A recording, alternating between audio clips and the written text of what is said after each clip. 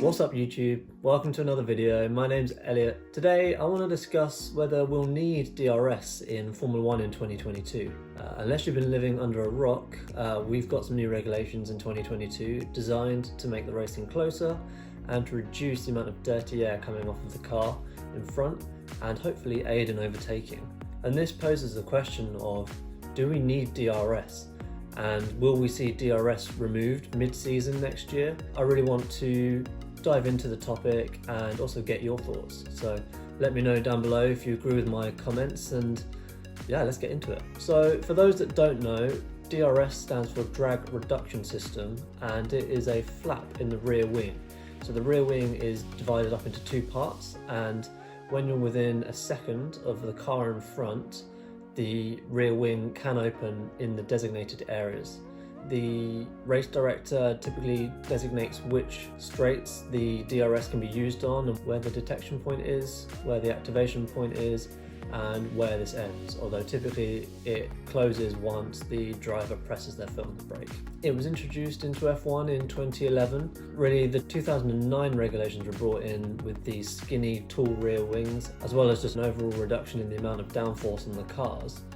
It was designed to bring the cars closer together and aid in closer racing and more overtakes, but this really didn't have the desired effect, so we brought in DRS along with KERS, which is a kinetic energy recovery system, which we don't have anymore, although we have in the KERS package, which is still in F1 but is used slightly differently, but that's another video.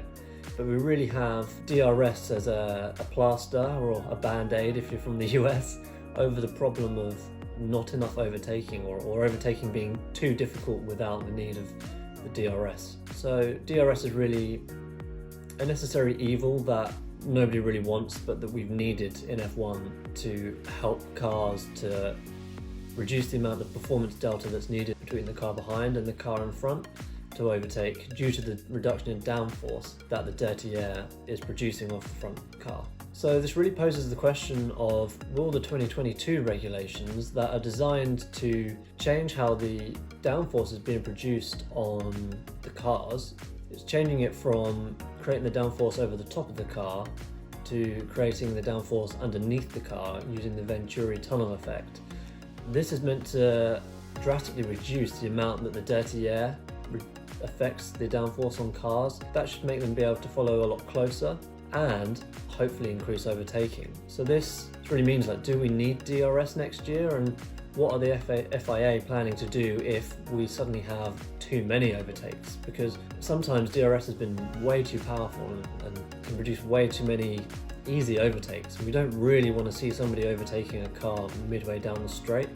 What we really want them to be able to do, I think, like Martin Brundle has been saying for years now, is you want to bring the car behind level just before the braking zone so that the pass isn't still quite done yet, and it needs to be done on the brakes rather than passing halfway down the straight, the car manages to pull back in front and the overtake's done.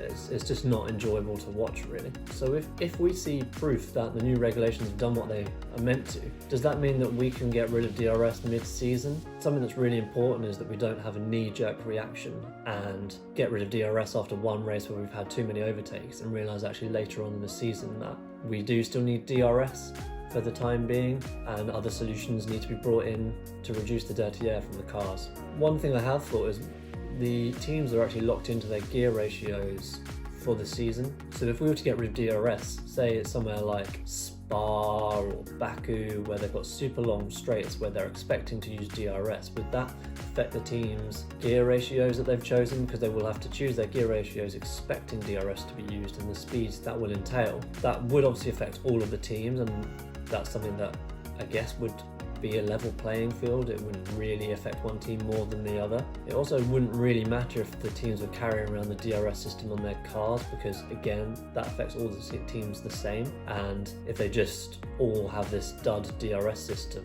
and they all agree to keep it at the same weight or keep the same parts on the car, just don't use it, then that really doesn't seem to be an issue. So am I expecting DRS to be removed mid-season? I have a feeling that we're going to see DRS throughout the whole season, regardless of whether it's becoming too powerful and we don't need it.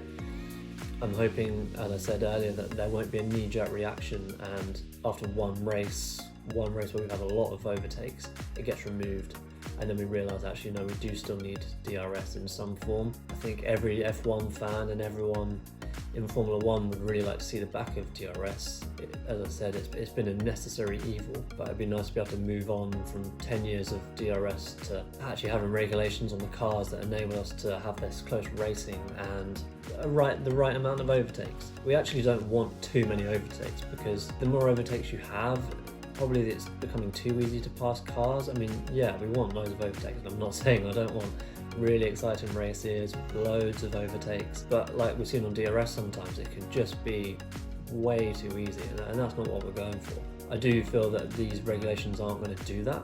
It is purely DRS that can just make it way too easy to overtake. So guys, what do you think? Will we see the end of DRS in Formula 1? Will this be the last year? And will we see DRS removed mid-season? Let me know in the comments below. Let me know your thoughts, and I'll see you in the next one. Thanks for watching.